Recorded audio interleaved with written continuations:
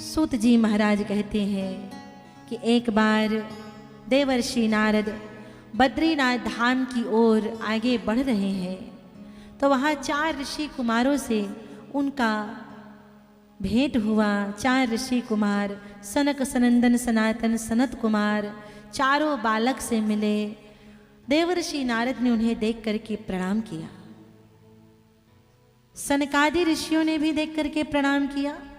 साधु साधु को देखता है तो प्रसन्न होता है, भक्त भक्त को देखता है तो प्रसन्न होता है, परम प्रसन्न हुए।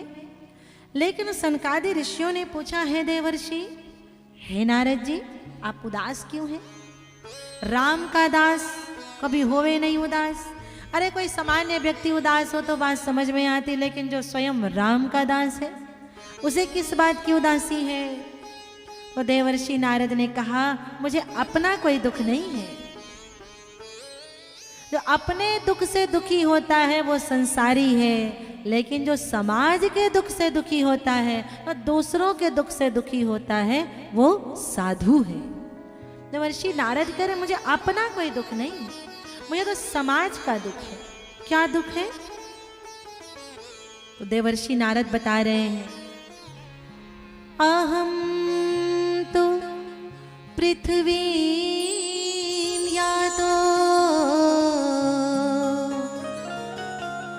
ज्ञात्वा सर्वोत्तमामिति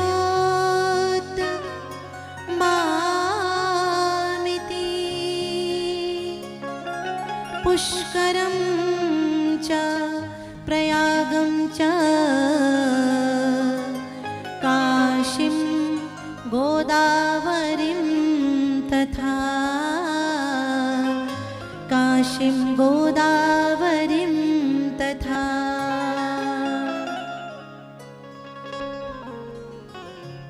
देवर्षि नारद बता रहे हैं, मैं पृथ्वी पर भ्रमण करने के लिए गया, जहां स्वयं बार बार नारायण अवतार लेते हैं, उस धरती की स्थिति को मैं देखने के लिए गया कि उस धरती की दशा क्या है।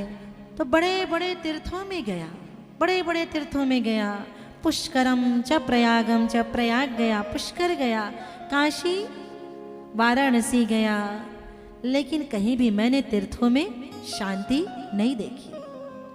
तो मैं और आगे बढ़ते बढ़ते गृहस्थियों के पास गया, गृहस्थ आश्रम में गया। हो सकता है कि गृहस्थ में शांति हो। तो वहां जाकर के देखा गृहस्थ के लोग भी सुखी नहीं हैं, वो भी परेशान हैं, माता पिता परेशान हैं। धरती में दशा कैसी? देवर्षि नारद बता रहे, माँ नहीं मातु पिता नहीं देवा, साधुन सो करवा सेवा, तिनके यह आचरण भवानी, ते जानहु निश्चर सम प्राणी।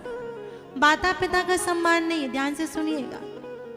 देवर्षि नारद बता रहे, मैं नहीं कह रही हूं कि धरती में माता पिता का सम्मान नहीं। सम्मान कब तक है? जब तक विरासत मिला नहीं है, जब तक वसीयतनामा मिली नहीं है, तब तक सम्मान है। जिस दिन से वो गले के 2-4 चैन मिल जाए, जिस दिन से चाबी मिल जाए, जिस दिन से विरासत मिल जाए, 2-4 एकड़ का जमीन मिल जाए, हाँ भैया, उस दिन से जो खाट है ना वो आंगन में लग जाता है, और आंगन से भी और आगे बढ़ जाता है। तो देहात है, गनीमत है। देहात के लोग तो काफ़ी अच्छे होते हैं इस मामले में, नहीं तो आजकल लोग वृद्धाश्रम पहुंचा रहे हैं। माता पिता का सम्मान नहीं, प्रेम नहीं है, भाई भाई में प्रेम नहीं है। देवर्षि नारद बता रहे, भाई भाई में आपस में बनती नहीं है। कितनी विचित्र बात है, जो 2 भाई एक साथ खेलते कूदते बड़े होते हैं, एक दूसरे के कपड़े पहनते हुए, छोटा हो गया बड़े भाई का शर्ट तो छोटा पहन लेता है, एक दूसरे के कपड़े पहनते हुए, एक दूसरे की पुस्तकें पढ़ते हुए, एक दूसरे के खिलौनों से खेलते हुए जो 2 भाई बड़े होते हैं, अचानक से ऐसा क्या हो जाता है, वो शादी रूपी विवाह रूपी एक ग्रहण लग जाता है कि जैसे विवाह होता है तो जो 2 भाई एक दूसरे के लिए जान देने के लिए खड़े रहते हैं, वो बहू के आते ही एक दूसरे की जान लेने के लिए खड़े हो जाते हैं। भाई भाई में बनती नहीं। विचार करके देखना, एक खून का रिश्ता है भैया, मिलता नहीं है। खून का रिश्ता परमात्मा ने बनाया है। जब तक बन सके बना के रखो, भाई भाई में प्रेम रखो। यदि घर में भाई भाई में बनती हो, यदि घर में देवरानी जेठानी में प्रेम हो, माता पिता का सम्मान हो,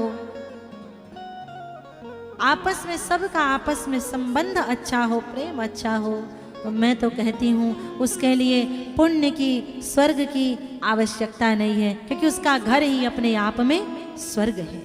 भाई भाई में प्रेम बना करके रखिए। ये टूट जाएगा तो भाई भी कमजोर पड़ जाएगा। हो सकता है आप धन से सबल हो जाएं, मैं नहीं कह रही हूँ कि आप धन से बलवान नहीं हो पाएंगे।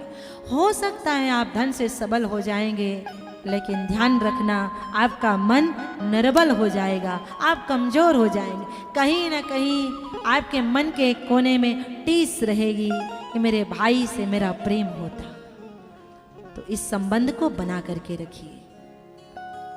माता पिता का सम्मान नहीं है, बड़े बूढ़ों का सम्मान नहीं है।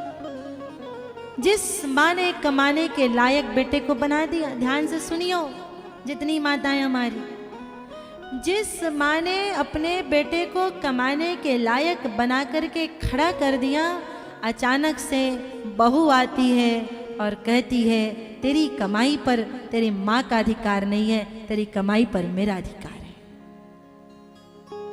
जिस माता ने उसे कमाने के योग्य बना दिया, वो अपने कमाई का 10% भी अपनी माता को देने में हिचकता है, पत्नी से डरता है। ये स्थिति है और ये हकीकत है, ये सत्य है।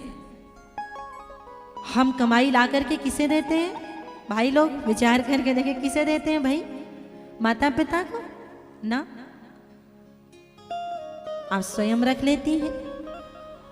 और विचार करके देखना, धीरे धीरे आप भी उसी स्थिति पर पहुंचने वाले हैं। एक दिन आप भी बूढ़ी सास बनेंगी और उस दिन आपके बेटे को उसकी जो बहू आएगी वो कहेगी अपनी माँ से बात मत करना, उससे मिलने मत जाना, तो आपको तब कितनी पीड़ा होगी।